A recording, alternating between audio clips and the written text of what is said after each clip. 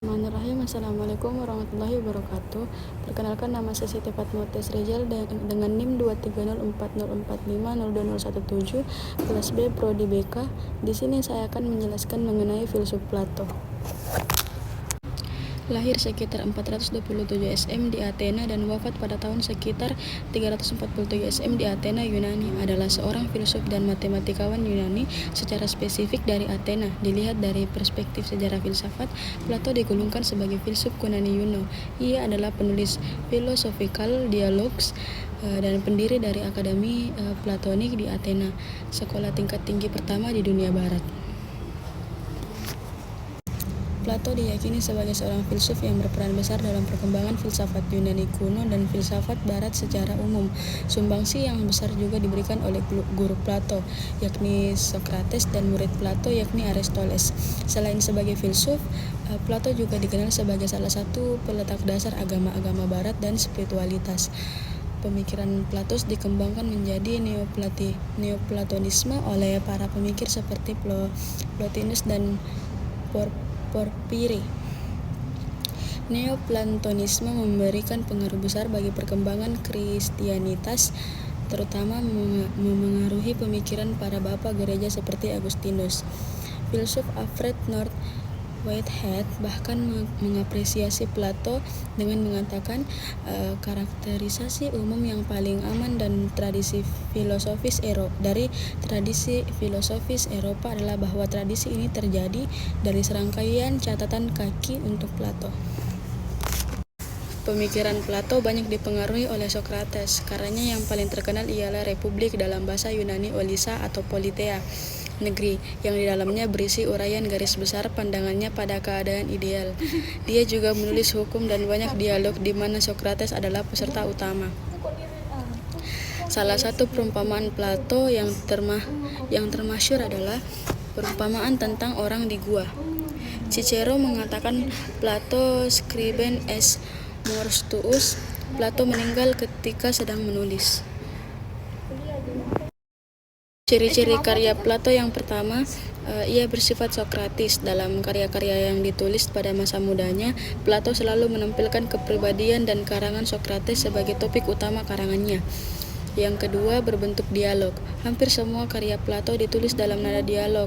Dalam surat 7, Plato berpendapat bahwa pena dan tinta membekukan pemikiran sejati yang ditulis dalam huruf-huruf yang membisu.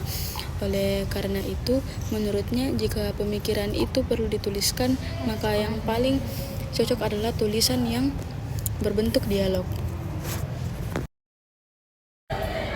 Pandangan Plato dalam bimbingan dan konseling. Yang pertama, pencarian kebenaran absolut. Plato meyakini adanya kebenaran absolut yang dapat dicapai melalui refleksi dan pemikiran mendalam. Dalam konteks bimbingan dan konseling, hal ini dapat mengarah pada upaya yang membantu individu menemukan makna hidup dan kebenaran tentang diri mereka. Kedua, pembinaan karakter.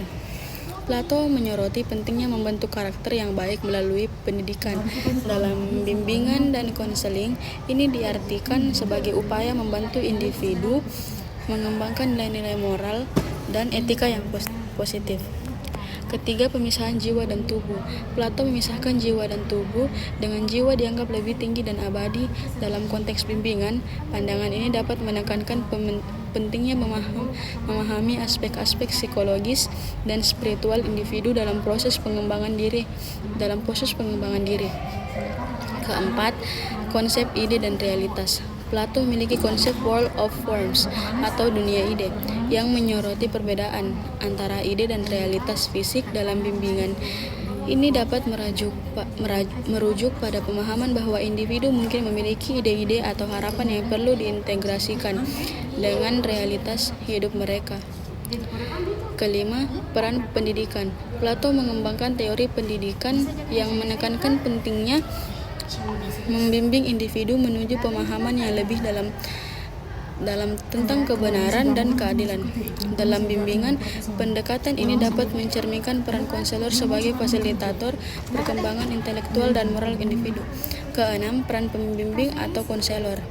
Plato melihat guru sebagai pemimpin rohania yang membimbing individu yang membimbing individu. Dalam bimbingan dan konseling, ini dapat merujuk pada peran konselor sebagai panduan dan pendukung dalam perjalanan pencarian makna dan pemahaman diri. Dan yang terakhir, pentingnya keseimbangan jiwa. Plato menekankan keharmonisan antara 3 bahan jiwa, akal, semangat, dan nafsu. Dalam bimbingan ini dapat mengacu pada upaya mencapai keseimbangan internal dan keharmonisan psikologis. Baik, itulah tadi pemaparan dari saya. Lebih dan kurangnya mohon dimaafkan. Terima kasih dan wassalamualaikum warahmatullahi wabarakatuh.